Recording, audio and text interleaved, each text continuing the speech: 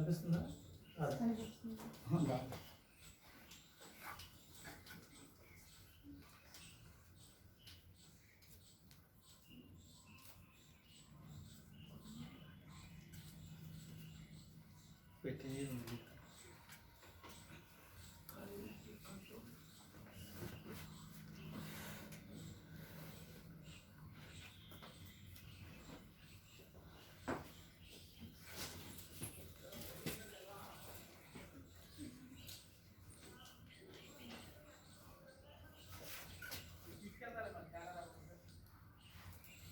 అక్కడ తాపేసాను ఆ లైన్తో.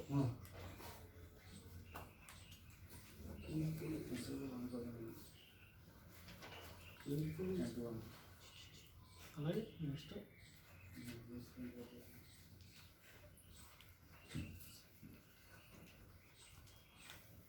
కిందకి వచ్చిందా? చెప్పి రన్నింగ్ అయిపోతుందండి. స్టార్ట్ చేసాను, రన్నింగ్ అవుతుంది.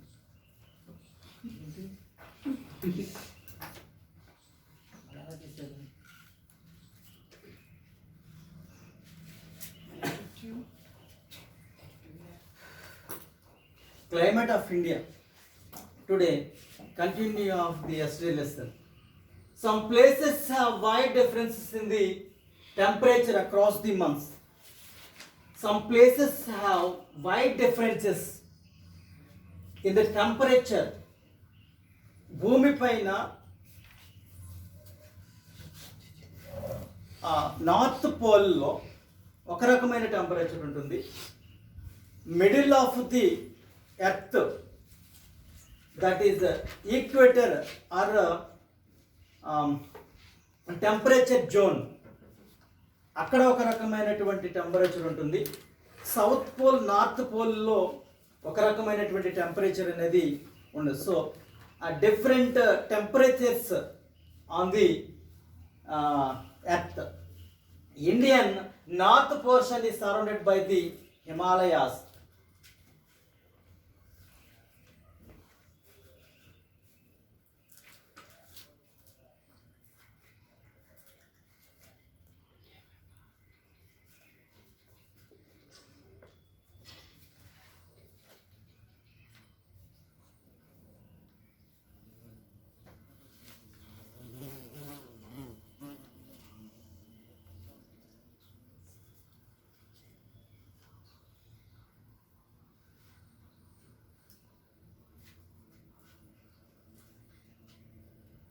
India, northern part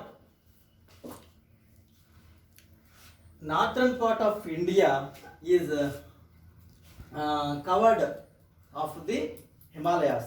And హిమాలయాల చేత ఇండియా అనేది కవర్డ్ బై ది హిమాలయాల చేత ఈ నార్త్ ఇండియా అనేది ఇన్ఫ్లుయెన్స్ చేయబడుతుంది.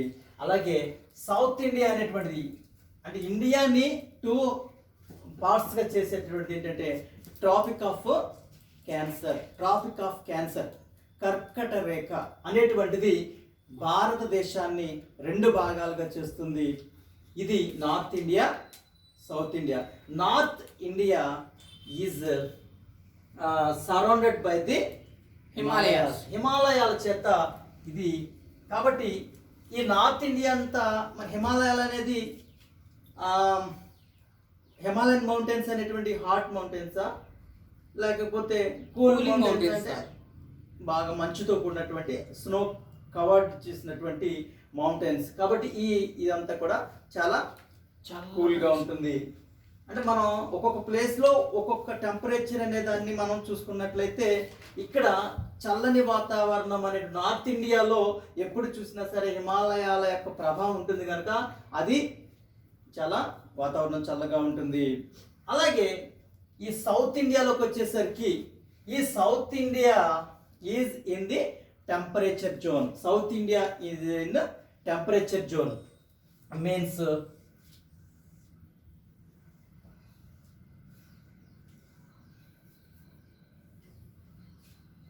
North Pole, South Pole, Equator.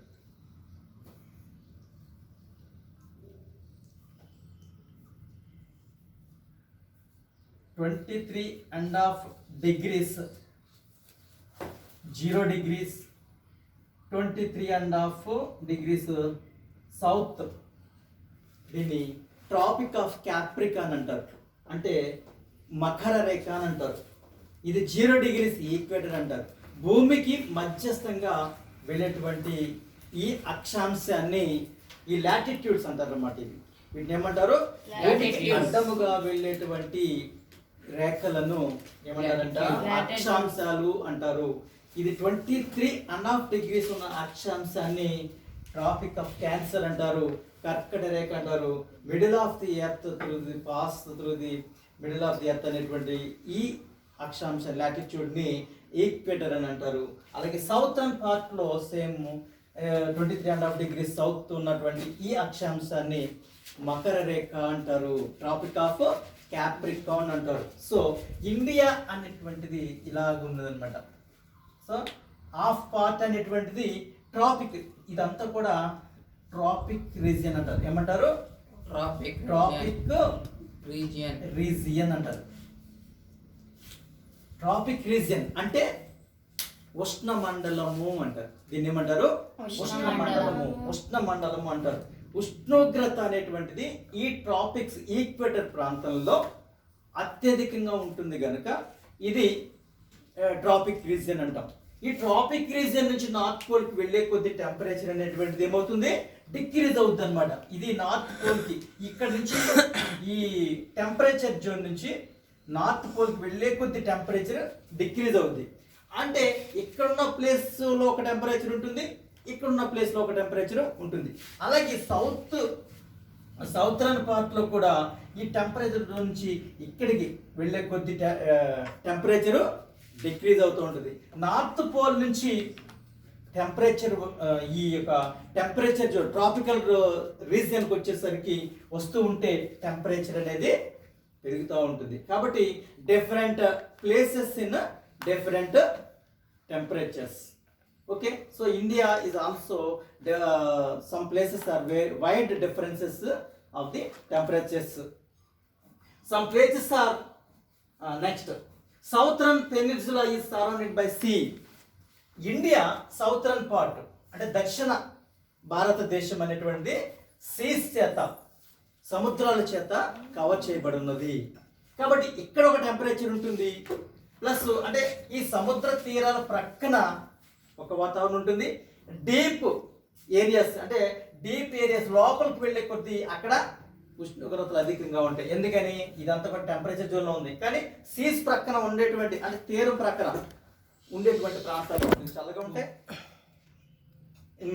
మిగిలినటువంటి ఇంటీరియర్ ప్లేసెస్ అంటే ఈ తీరాలకి ప్రక్కన లోపలికి అంటే లైక్ రాయలసీమ అలాంటి ప్రాంతాలకు వెళ్ళినప్పుడు ఇంటీరియర్గా ఉంటాయి కనుక, అంతర్గత చాలా లోపలికి ఉంటాయి కనుక వాటిలో టెంపరేచర్ అనేటువంటిది అత్యధికంగా ఉంటుంది.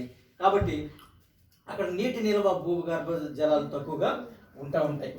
అలాగే ఇక్కడ ఉన్నటువంటి some places are at high altitude.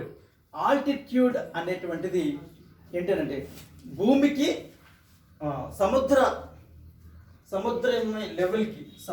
లెవెల్కి పైకి వెళ్ళే కొద్దీ ఎత్తైనటువంటి ప్రదేశాలకు వెళ్ళే కొద్దీ టెంపరేచర్ అనేటువంటిది తగ్గుతూ ఉంటుంది. ఎందుకని అంటే మౌంటైన్స్ ఇప్పుడు సముద్రాల పక్కన ఇక్కడ క్రింద ఉన్నటువంటి టెంపరేచరు ఎత్తైన ప్లేసెస్కి వెళ్ళే కొద్ది టెంపరేచర్ అనేది తగ్గుతుంది. అందుకని మన సమ్మర్లో కూడా డార్జిలింగ్, సిమ్లా అందరూ కూడా టూర్కి వెళ్తూ ఉంటారు. Various other places are on the plains.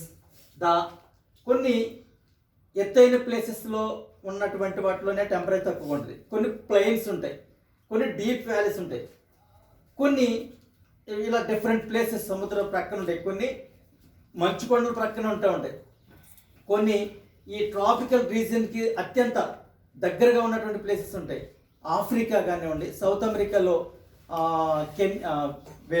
Brazil కానివ్వండి, అలాగే ఆఫ్రికాలో కెన్యా, ఉగండా, సోమాలియా ఇలాంటి ప్లేసెస్ ఉన్నాయి. అలాగే ఇండోనేషియా ఇలాంటి ప్లేసెస్ అన్నీ కూడా నియరెస్ట్ది సన్ అన్నమాట. అంటే అవి అత్యంత సూర్యుడికి స్ట్రైట్గా ఉంచబడతాయి. కాబట్టి ఈక్వేటర్ మీద అత్యధికమైనటువంటి సన్ రైజ్ డైరెక్ట్గా పడటం వల్ల అక్కడ ప్రజలందరూ కూడా నల్లగా ఉంటారు, వాళ్ళ జుట్టు కూడా ఇంతే ఉంటుంది వాళ్ళు. అది కాబట్టి మనం కొంచెం మిడిల్గా మనం పైన ఈ టాపిక్కి ఇక్కడ అంటే ఇందులో ఇక్కడ అత్యధికమైనటువంటి సన్ రైజ్ అంటే ఇక్కడ వరకు పడదు. ఎర్త్ వెస్ట్ నుంచి ఈస్ట్కి రొటేట్ అవుతుంది కదా, ఇది ఎప్పుడు కూడా ఇక్కడే పడుతూ ఉంటుంది అనమాట. ఇలాగా అత్యధికంగా ఇక్కడ లైట్ కిరణాలు పడుతూ ఉంటాయి. కాబట్టి మనం ఇక్కడ ఉన్నాం కదా, అంటే కొంచెం మనం ఒక కలర్ కూడా అంత వైట్గా కాదు అంత బ్లాక్గా కాకుండా మిడిల్గా ఉంటూ ఉంటాం. కాబట్టి వీళ్ళు డైరెక్ట్గా సన్ రైస్ అనేటువంటి ఈక్వేటర్ మీద పడటం వల్ల వాళ్ళు పూర్తిగా బ్లాక్ ఉంటారు. వాళ్ళు మనకు ఇక్కడ వచ్చి జీవించడానికి వాళ్ళు ఉండలేరు అనమాట. వాళ్ళ వాతావరణం వాళ్ళకి సరిపోతుంది, మనం అక్కడికి వెళ్ళి జీవించలేం. సో ఏంటంటే సరే, the factors that affect climate are called climate controls. ఈ కారణాలు ఇవి surrounded by the sea places are covered with snow places and covered with temperature zone area. Different types of areas ఉండటం వల్ల డిఫరెంట్ టెంపరేచర్స్ అన్నీ ఉంటాయి. ఈ factors ఇవి climate వీటిని మరి ఈ ప్లేసెస్ని కంట్రోల్ చేసే ఈ ప్లేసెస్లో శీతోష్ణ స్థితి అంటే చల్లదనము మరియు శీతలము మరియు ఉష్ణము అంటే చల్లదనాన్ని ఉష్ణాన్ని కూడా అంటే వేడిని కూడా కంట్రోల్ చేసేటటువంటి క్లైమేట్ అంటే ఈ వాతావరణాన్ని కంట్రోల్ చేసేటటువంటి కొన్ని ప్రభావితం చేసేటటువంటి అంశాలు కొన్ని ఉన్నాయి. ఏంటంటే అవి factors of the influence climate and weather. వాతావరణం శీతోష్ణ స్థితిని వాతావరణాన్ని ప్రభావితం చేసేటటువంటి ఇప్పుడే మారిపోతూ ఉంటుంది క్లైమేట్. అలాగే వెదర్ అనేటువంటిది టెంపరేచర్ పెరిగిపోతూ తగ్గిపోతూ ఉంటుంది. ఈ చేంజెస్ అనేటువంటివి దేని చేత ప్రభావితం చేసి అలా మారుతున్నాయి అంటే లాటిట్యూడ్ మీన్స్ అక్షాంశాలు. అంటే మనకి ఈ అక్షాంశాలు అర్థమవుతుందా? అండర్స్టాండ్? ఈక్వేటర్ నుంచి నార్త్ పోల్ వైపు అక్షాంశాలు పెరిగే కొద్ది టెంపరేచర్ డిక్రీజ్ అవుద్ది. డిక్రీజ్ ఆఫ్ ది టెంపరేచర్ మనం అంటే ఈక్వేటర్ నుంచి నార్త్ పోల్ అంటే ధ్రువాల వైపు వెళ్ళే కొద్ది టెంపరేచర్ డిక్రీజ్ అవుతుంది. అలాగే సౌత్ ఈ టెంపరేచర్ జోన్ అనేటువంటి దాని నుంచి ఇక్కడ నా సౌత్ పోల్కి వెళ్ళే కొద్ది టెంపరేచర్ డిక్రీజ్ అవుతూ ఉంటుంది. కాబట్టి ఈ వాతావరణాన్ని ప్రభావితం చేసేటటువంటి ఒక అంశం ఏంటంటే అక్షాంశము పోల్స్ వైపు వెళ్ళే కొద్ది టెంపరేచరు డిక్రీజ్ అవుతుంది. ఓకే, అలాగే ఇక్కడి నుంచి ఈ అక్షాంశం నుంచి ఈక్వేటర్కి వచ్చే కొద్ది టెంపరేచరు పెరుగుతూ ఉంటుంది. Second one land and water relationship. భూమికి నీటికి మధ్యన సంబంధం కూడా మనకి ఈ క్లైమేట్ చేంజ్ అవడానికి కూడా కారణమవుతుంది.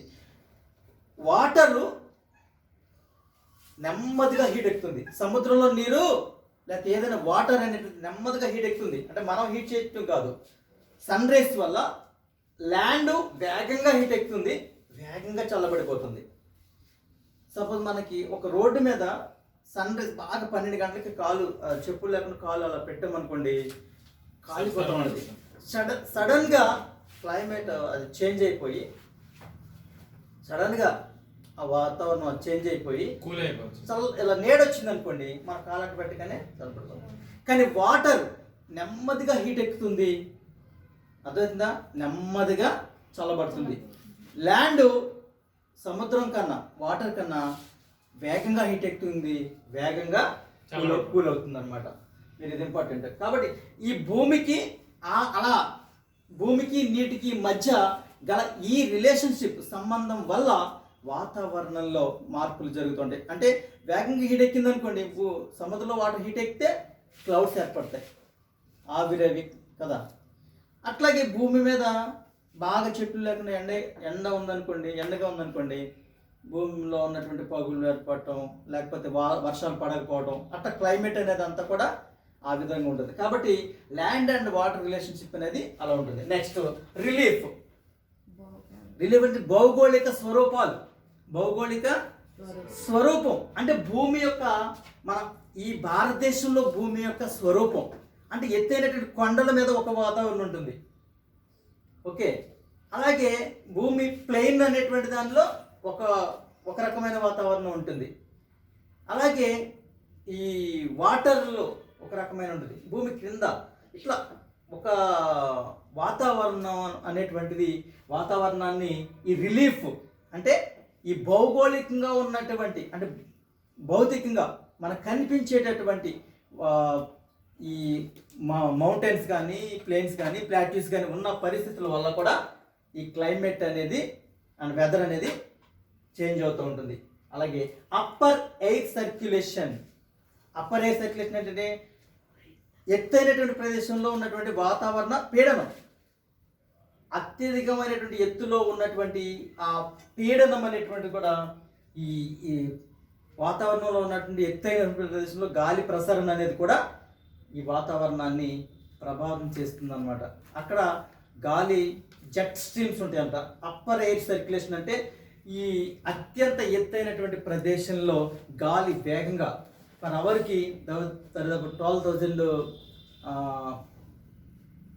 మీటర్స్ స్పీడ్ అంటే అంత వేగం ఉండదు. 12,000 విండ్ స్పీడ్ అనేది అక్కడ ఉంటా ఉంటుంది. జెట్ స్ట్రీమ్స్ జెట్ వెళ్తాయి చూసారా, జెట్ ఉంటుంది కదా మనకి, జెట్ వేగం ఎయిర్ జెట్స్ ఉంటాయి కదా, అవి ఎంత వేగంగా వెళ్తాయో అంత వేగంగా గాలి యొక్క ప్రవాహాలని ప్రసరణ అనేది అక్కడ ఉండడం జరుగుతుంది. ఇవన్నీ కూడా factors of the climate and weather అంటే వాతావరణాన్ని ప్రభావితం చేసేటువంటి అంశాలు.